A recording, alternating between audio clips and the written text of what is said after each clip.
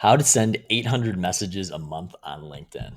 Hi, my name is Chris Cozzolino, and I'm the co founder and head of services at Uptown Creation, a B2B marketing and LinkedIn lead generation company.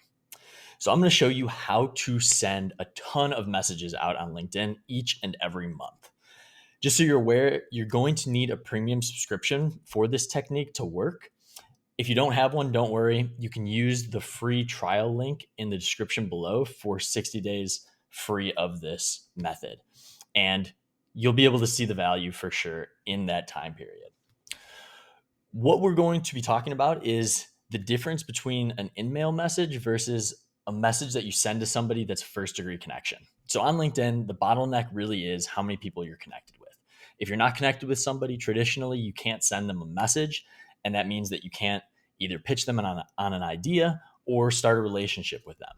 So usually you need to send a ton of connection requests with the hopes that people are going to accept that, and then you can send them a message.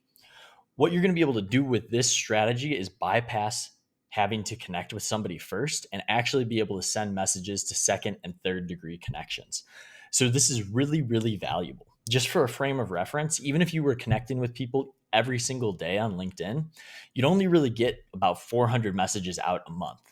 So with this method, I'm going to be showing you how to get 800 messages out a month. So double what you'd be doing with much, much, much less work. So let's go into how this actually works.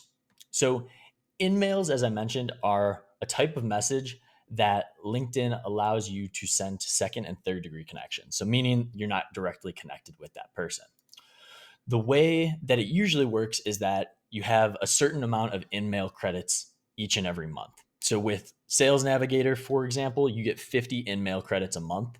And then LinkedIn actually allows those to stack up for 3 months. So you can stack up to 150 InMail credits. If you don't use them at that point, you're just going to lose out on kind of the additional 50 that rolls over every month. If somebody responds to one of your InMail messages, you get that credit back. And just to show you how crazy this actually is, usually if you use more than that 50 InMail messages a month that you'd be allotted, you'd have to pay $10 per InMail message. So essentially, I'm showing you how to get $8,000 worth of messages from LinkedIn a month just for using a normal premium subscription. So the way that this actually works is taking advantage of something called an open profile. So what is an open profile?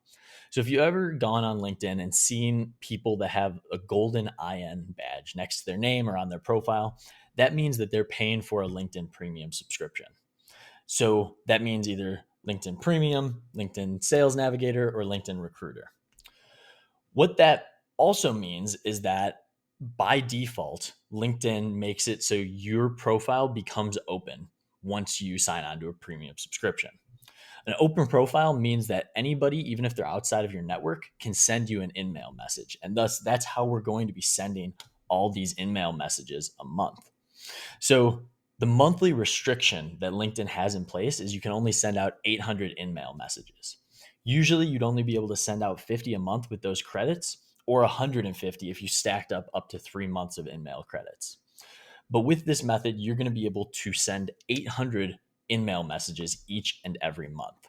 So what you're going to want to do to start off is go into LinkedIn Sales Navigator, preferably, because that's going to be the way that you get the best filters and the most targeted outreach that you can come across. Then what you're going to do is add second and third degree connections, because those are the people that you're going to want to send a message to. If you're already connected with somebody and you're a first degree connection with them, that's great. And you can send ultimately unlimited messages to those people. So if you have 20,000 connections, you could sit down one day and send out 20,000 messages. You might not be able to get through all those in one day, but as many as you'd be able to get through, you could send that out because there is no limitation. So then you're going to choose your demographic and your geography, and I'm just going to choose the United States. And then as a job title, just as an example, I'm going to choose pharmacist. So what you want to do is narrow the list down to be about 2,500 people. So you can see I have 160,000 people in this search result. The reason I want to get 2,500 people is that LinkedIn only will show 2,500 profiles at once in the search results. It'll show 25 people per search page and 100 search pages at once. So even though there's 160,000 results in this single search, there's actually only 2,500 people being shown. So by not narrowing that down, I'm missing out on a lot of opportunity. So the way that I usually like to narrow it down is by company headcount. And you can do that by just choosing, anything that's in the range, or you might have to narrow it down even a little bit from there. So if I choose 500 to 1,000 company headcount, then I can go to years in current position and maybe choose 3 to 5, 6 to 10, and see what that puts me at. So that puts me at about 2,000 results, which I'm happy with for the sake of this. And now what you're going to want to do is scroll down until you see an open profile. Usually these are going to be front loaded into the beginning of searches. And then you'll just go to message and you'll be able to see if it's going to use a credit or not. So as I mentioned, the default is going to be somebody being an open profile, but people can change that setting to make it so they're not an open profile. So if you see that you're going to be using an InMail credit, that means that you're going to use a credit and it's not an open profile. So you can either choose to send that message out, or you can move on to the next person if you want that free message to be able to go out. So now you'll see free to open profile, and this is exactly what we're looking for. So what I usually do when I'm sending out a message is I'll put their name with 2 dots after it, and then I'll go into my message and maybe add a little bit of personalization. The way that I like to break down messages is into 3 parts. So LinkedIn InMail messages are a little bit different than first degree connections because one, you can write this subject line where I'm putting the person's name, but also you only have one shot. So if they don't respond to that message, you're not going to be able to send them another message. So what that means is you have to kind of include everything that you want to in that first message, and you kind of have one shot to make it work. So the 3 parts that I break down a message into is the intro line to get them to open it.